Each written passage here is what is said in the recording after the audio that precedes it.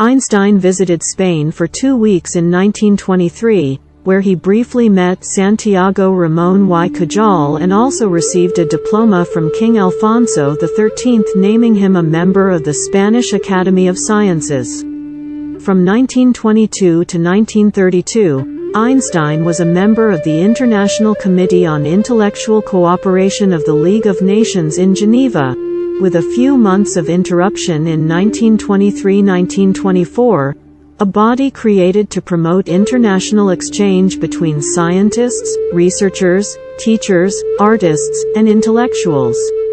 Originally slated to serve as the Swiss delegate, Secretary-General Eric Drummond was persuaded by Catholic activists Oskar Halecki and Giuseppe Motta to instead have him become the German delegate, thus allowing Gonzague de Reynold to take the Swiss spot, from which he promoted traditionalist Catholic values. Einstein's former physics professor Hendrik Lorentz and the Polish chemist Marie Curie were also members of the committee. In the months of March and April 1925, Einstein visited South America, where he spent about a month in Argentina, a week in Uruguay, and a week in Rio de Janeiro, Brazil. Einstein's visit was initiated by Jorge Duclaut, 1856–1927, and Mauricio Nierenstein, 1877–1935, with the support of several Argentine scholars, including Julio Rey Pastor, Jacob Loeb, and Leopoldo Lugones. The visit by Einstein and his wife was financed primarily by the Council of the University of Buenos Aires and the Asociación Hebraica Argentina, Argentine Hebraic Association, with a smaller contribution from the Argentine Germanic Cultural Institution.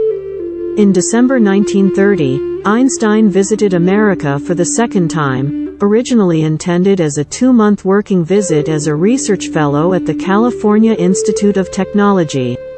After the national attention he received during his first trip to the U.S., he and his arrangers aimed to protect his privacy. Although swamped with telegrams and invitations to receive awards or speak publicly, he declined them all.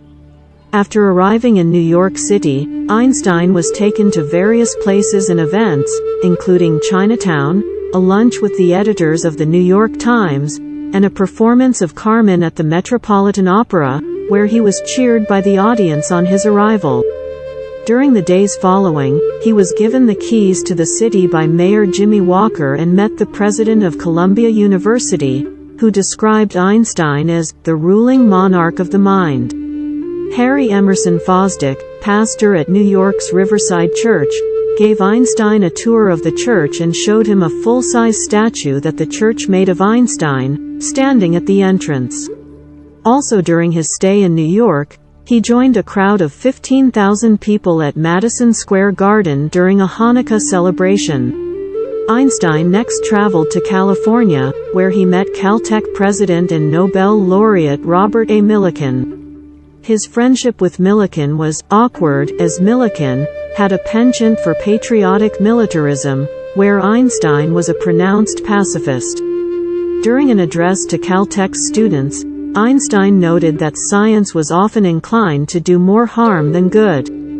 This aversion to war also led Einstein to befriend author Upton Sinclair and film star Charlie Chaplin, both noted for their pacifism. Carl Laemmle, head of Universal Studios, gave Einstein a tour of his studio and introduced him to Chaplin. They had an instant rapport, with Chaplin inviting Einstein and his wife, Elsa, to his home for dinner.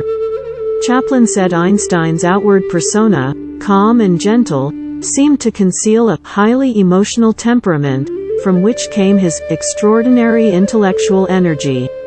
Chaplin's film, City Lights, was to premiere a few days later in Hollywood, and Chaplin invited Einstein and Elsa to join him as his special guests. Walter Isaacson, Einstein's biographer, described this as one of the most memorable scenes in the new era of celebrity. Chaplin visited Einstein at his home on a later trip to Berlin and recalled his modest little flat, and the piano at which he had begun writing his theory. Chaplin speculated that it was possibly used as kindling wood by the Nazis.